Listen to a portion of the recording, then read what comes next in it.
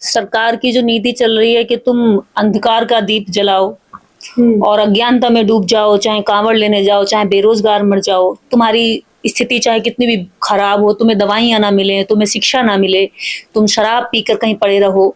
सरकार की नीति ये चल रही है। जो एक कांवड़िया का जरा सर्वे कराइए, कौन सा डीएम का, एसडीएम का बच्चा है, कौन सा जजेस का बच्चा, कौन सा अच्छे एडवोकेट का बच्चा है।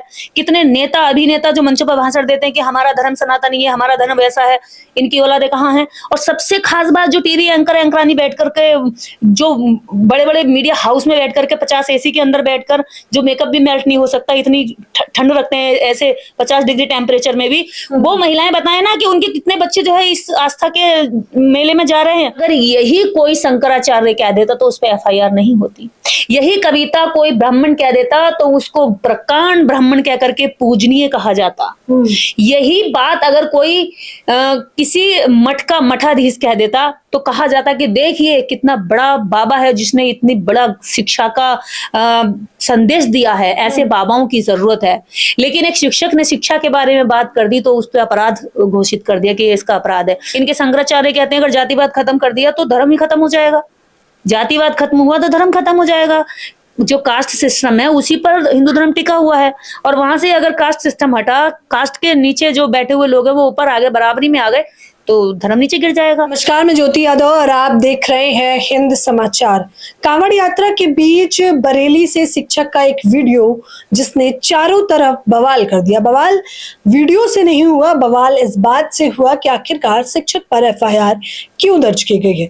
तमाम विपक्ष के लोग लगातार इस पर ट्वीट कर रहे हैं। अखिलेश यादव ने भी ट्वीट किया और सांसद चंद्रशेखर आजाद ने तो सीधे तौर पर कह दिया है कि सीएम योगी आदित्यनाथ की सरकार को यह एफआईआर वापस लेनी पड़ेगी। इस प्रकार की तानाशाही बिल्कुल भी बर्दाश्त नहीं की जाएगी।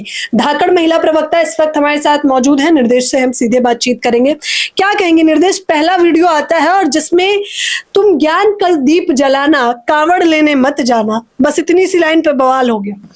सरकार की जो नीति चल रही है कि तुम अंधकार का दीप जलाओ और अज्ञानता में डूब जाओ, चाहे कांवड़ लेने जाओ, चाहे बेरोजगार मर जाओ, तुम्हारी स्थिति चाहे कितनी भी खराब हो, तुम्हें दवाइयां ना मिले, तुम्हें शिक्षा ना मिले, तुम शराब पीकर कहीं पड़े रहो। सरकार की नीति ये चल रही है, और उस नीति के अगेंस्ट जाकर एक शिक्षक ने गुरु होने का सही फर्ज निभाते हुए कह दिया कि तुम ज्ञान का दीप जलाना, अच्छे मानव बन जाना, यानी मानवता की सेवा करके अच्छे मानव बन जाना। अब सवाल ये था कि जब एजुकेशन के मामले में जिस सरकार को हम चुनते हैं, वो सरकार लगभग 90,000 स्कूलों को बंद कर चुकी है। लगातार ताले लगा दिए, पता ही नहीं चल रहा कि कितने स्कूलों को बंद किया जा चुका है। 27,000 अभी पेंडिंग है, जिनको करने की कोशिश चल रही है, लगे हुए हैं, उनको चुना जा रहा है। ऐसी स्थिति में जब सरकार स्कूलों को बंद कर रही है, वैसी स्थिति में एक शिक्षक ने शिक्षा का महत्व समझाते हुए बच्चों को असेंबली में ये कह दिया कि आपको एजुकेशन की ओर जाना है, आपको अंधकार की ओर नहीं जाना, आपको अज्ञानता की तरफ नहीं जाना, कांवड़ से कोई भला नहीं होगा, आप शिक्षित होकर एसपीडीएम बन जाना, लेकिन कांवड़ लेने मत जाना। आप देखेंगे सैकड़ों वीडियो दिन भर आप स्क्रॉल करेंगे तो हर तीसरी वीडियो में कांवड़ियों का उत्पात मचता हुआ दिखाई दे रहा है। कांवड़ी कहीं स्कूल बस बैन को तोड़ रहे हैं, तो कहीं छोटी सी टकरार से महिलाओं को पीट रहे, महिलाएं तक को नहीं छोड़ रहे, बच्चों को नहीं छोड़ रहे, बुजुर्गों को नहीं छोड़ रहे। और ऐसी स्थिति में जब देश की सरकारों को, जब दुनिया आगे जा रही है, टेक्नोलॉजी के क्षेत्र में आगे बढ़ रही है, उस 21वीं सदी में हमारे देश के नेता, खासकर योगी जी जो उत्तर प्रदेश को राम राज्य बनाने की कोशिश में लगे हुए हैं, वो इस उत्तर प्रदेश के अंदर स्कूलों को बंद करके शराब के ठेके खुलवा रहे हैं, और साथ ही साथ कांवड़ लाने वालों पर वो फूल बरसाते हैं। वो एक भी किसी कांवड़िया पे आज तक कोई एफआईआर नहीं हुई, चाहे वो सरकारी संपत्ति को नुकसान पहुंचाए, चाहे वो किसी बच्चे को नुकसान पहुंचाए, चाहे वो कहीं, आप देखेंगे कहीं भी वो फ्री में खाना खाएंगे, अगर उन्हें लगेगा कि अब बिल नहीं चुकाना तो कह देंगे भी प्याज का टुकड़ा आ गया।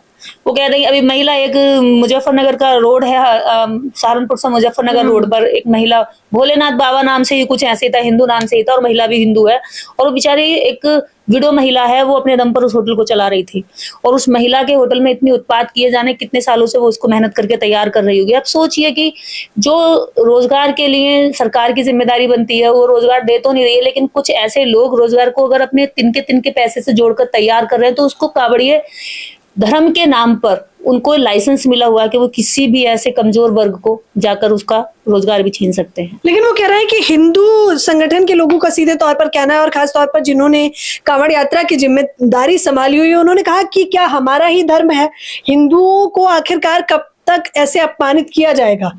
हज पर बोल देते, जब तक हिंदू पाखंड को नहीं छोड़ेंगे, जब तक हिंदू ढोंग को नहीं छोड़ेंगे, और सबसे बड़ी बात, जब तक हिंदू कास्टिज्म को नहीं छोड़ेंगे, जब तक हिंदूवादी सरकारें कास्ट देखकर, अगर यही कोई शंकराचार्य कह देता तो उस पर एफआईआर नहीं होती, यही कविता कोई ब्राह्मण कह देता तो उसको प्रकांड ब्राह्मण कह करके पूजनीय कहा जाता, यही बात अगर कोई किसी मठ का मठाधीश कह देता तो कहा जाता कि देखिए कितना बड़ा बाबा है जिसने इतनी बड़ा शिक्षा का संदेश दिया है, ऐसे बाबाओं की जरूरत है।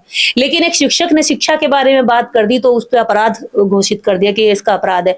और मैं ये चाहती हूँ कि भावनाएं की जो बात करते हैं ये लोग, इनकी भावनाएं जब आहत नहीं होती जब ये कहते हैं कि भैया हमारा धर्म तो 4 वर्णों में ही रहेगा और वर्णाश्रम को हम मानेंगे। इनके शंकराचार्य कहते हैं अगर जातिवाद खत्म कर दिया तो धर्म ही खत्म हो जाएगा, जातिवाद खत्म हुआ तो धर्म खत्म हो जाएगा। जो कास्ट सिस्टम है उसी पर हिंदू धर्म टिका हुआ है, और वहां से अगर कास्ट सिस्टम हटा, कास्ट के नीचे जो बैठे हुए लोग हैं वो ऊपर आ गए, बराबरी में आ गए, तो धर्म नीचे गिर जाएगा। तो उसको बचाने के लिए उनको कास्टिज्म करना जरूरी है। और जब तक कास्ट के आधार पर एफआईआर करोगे, आप कास्ट के आधार पर लोगों को टारगेट करोगे, कास्ट के आधार पर लोगों को शिक्षा से दूर करोगे, आप देखिएगा ये जितने भी कांवड़ यात्री हैं, आप इनमें अगर सर्वे करेंगे, अभी पिछले 2-3 साल पहले मैं कांवड़िया सड़कों पर थे, और मैं जब निकली थी उस टाइम पर मुरादाबाद से मेरठ का रास्ता था, तो अपनी गाड़ी से उतर के मैंने ऐसे लगभग 150 कांवड़िया एक पुल के नीचे छाव में बैठे थे, उसमें महिलाएं भी थी। जब मैंने उनसे नाम पूछा और उनकी कास्ट को पूछा तो पता चला कि एक भी उसमें से मुझे सवर्ण क्लास का नहीं मिला। सैनी थे, कुर्मी थे, लोधी थे, 1-2 यादव थे, जाटव थे, पासी थे, खटीक थे, इस तरह की जातियां थी। तो ये कौन जातियां हैं जो न्यायालय में नहीं बैठी? ये वो जातियां जो सड़कों पर कांवड़ लेकर जा रही हैं, जो इस देश की सरकारों के बारे में नहीं जानती। अगर इनको बता दिया गया कि तुम्हारे अधिकार यहाँ कांवड़ ढोने से नहीं मिलेंगे, तुम्हारे अधिकार सरकार ने दबाए रखे हैं, तुम्हारे अधिकार जो तुम्हारा टैक्स का पैसा है उससे सरकार जो है पूंजीपतियों को अमीर बना रही है, तुम्हारे सरकारी संपत्तियों को बेच रही है, सरकारी संस्थानों को बेच रही है, तुम्हारे स्वास्थ्य को बेच रही है, प्राइवेटेशन, सरकारी अस्पतालों को जर्जर और खंडर बना करके प्राइवेट हॉस्पिटलों को बड़ा कर रही है क्योंकि उनसे चंदा मिलता है। सरकारी स्कूलों को खत्म कर करके प्राइवेट स्कूलों को खूब चलाने के लिए, मनमानी करने के लिए, धांधली करने के लिए खुली छूट दे रही है। तो वो लोग फिर कांवड़ नहीं लाएंगे, वो सरकार से कहेंगे कि हमें अधिकार चाहिए, हमें रोजगार चाहिए, हमें स्वास्थ्य चाहिए, हमें शिक्षा चाहिए, हमें अच्छा जीवन शैली चाहिए, हमें टेक्नोलॉजी में, हमें अपने ब्रेन को यूज करने के लिए, हमें आप उस तरह की स्किल पर काम करने के लिए हमारा श्रम यूज करो। लेकिन ये कहाँ पर इनका श्रम यूज कर रहे हैं? इनका समय, इनका श्रम, इनकी शक्ति कहाँ यूज हो रहा है?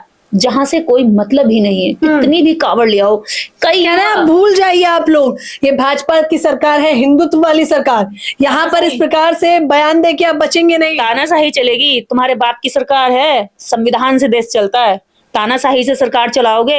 अरे जिस जनता ने चुनकर बिठाया ना, वो जनता चुटकियों में ला करके नीचे भी रख देगी। चुनाव आने तो दीजिए, और अगर ये धांधली न करें, बेईमानी न करें तो ये सरकार आ जाएगी क्या? और जो अंधभक्त कहते हैं, यही तो मुसीबत है। जिस तरह मक्खी को नहीं समझाया जा सकता ना कि कचरा फूल कचरे से बेहतर है, ऐसे अंधभक्तों को समझाया नहीं जा सकता कि तुम्हारा स्वास्थ्य, तुम्हारी शिक्षा और तुम्हारे अधिकार इस अंधभक्ति से ज्यादा बेहतर है। उनको समझाया नहीं जा सकता, अंधभक्त कभी समझेंगे नहीं। लेकिन दिक्कत क्या है ना कि जब अशिक्षित रहेंगे तो आसानी से अंधभक्त बनेंगे, इसलिए उनको अशिक्षित रखा गया। जितने भी अंधभक्त बताना कौन सा तरीके का पढ़ा लिखा मिलेगा इसमें से? कांवड़िया में तो जा रहे हैं वो लोग, कौन जा रहे हैं? बताइए कौन सा तमीज का पढ़ा लिखा है? जो एक कांवड़िया का जरा सर्वे कराइए, कौन सा डीएम का, एसडीएम का बच्चा है, कौन सा जजेस का बच्चा है, कौन सा अच्छे एडवोकेट का बच्चा है। कितने नेता अभिनेता जो मंचों पर भाषण देते हैं कि हमारा धर्म सनातनी है, हमारा धर्म वैसा है, इनकी औलादे कहाँ हैं? और सबसे खास बात, जो टीवी एंकर एंकरानी बैठ करके, जो बड़े बड़े मीडिया हाउस में बैठ करके 50 एसी के अंदर बैठकर जो मेकअप भी मेल्ट नहीं हो सकता, इतनी ठंड रखते हैं ऐसे 50 डिग्री टेम्परेचर में भी, वो महिलाएं बताएं ना कि उनके कितने बच्चे जो है इस आस्था के मेले में जा रहे हैं। क्या आस्था का मेला सिर्फ इन गरीबों के लिए है? आस्था का मेला इन अज्ञानियों के लिए है? आस्था का मेला इन विज्ञानियों के लिए नहीं है? इन विद्वानों के लिए आस्था का मेला नहीं है? इसका मतलब ये आस्था की बात करने के लिए केवल एक वर्ग विशेष को, एक जाति विशेष को, एक गरीब समुदाय को, उनके बच्चों को, उनकी महिलाओं को इन सड़कों पर देखते रहना चाहते हैं। उनको संसद तक आने नहीं देना चाहते। अगर ये सड़कों से हटकर कांवड़ धोना बंद कर देंगे तो संसद तक जाने की जोर लगाएंगे। अगर ये कांवड़ लाना बंद कर देंगे तो ये जुडिशरी में जाने की कब्जा करेंगे।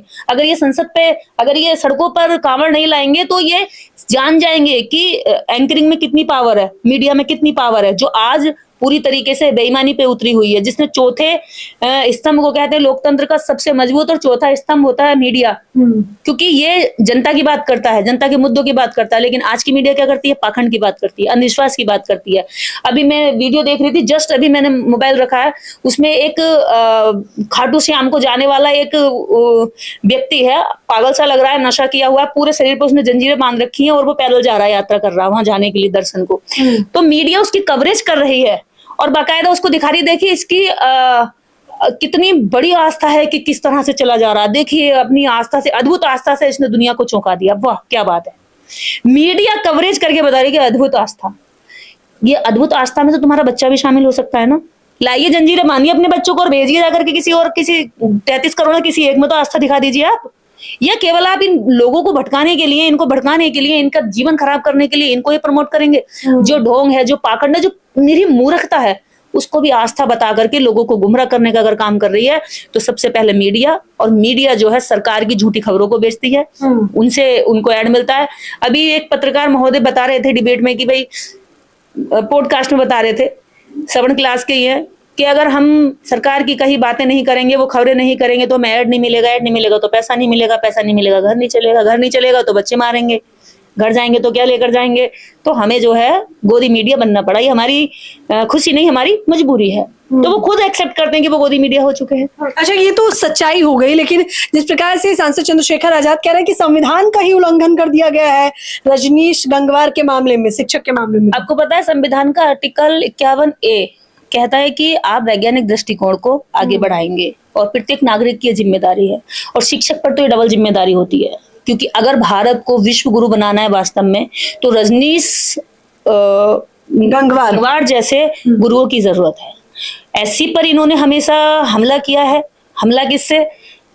FIR से, गंदी गालियों से, ट्रोल करने से, धमकियों से।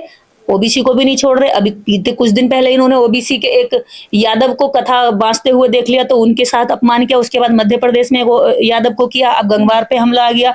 यानी कि ना ओबीसी की कोई जाति बच रही है, ना एससी की कोई जाति बच रही है। लेकिन यही लोग बड़ी गौरवान्वित होकर के कहते हैं कि हम सारे हिंदू एक हैं। तो ये हिंदू कैसे एक है भाई?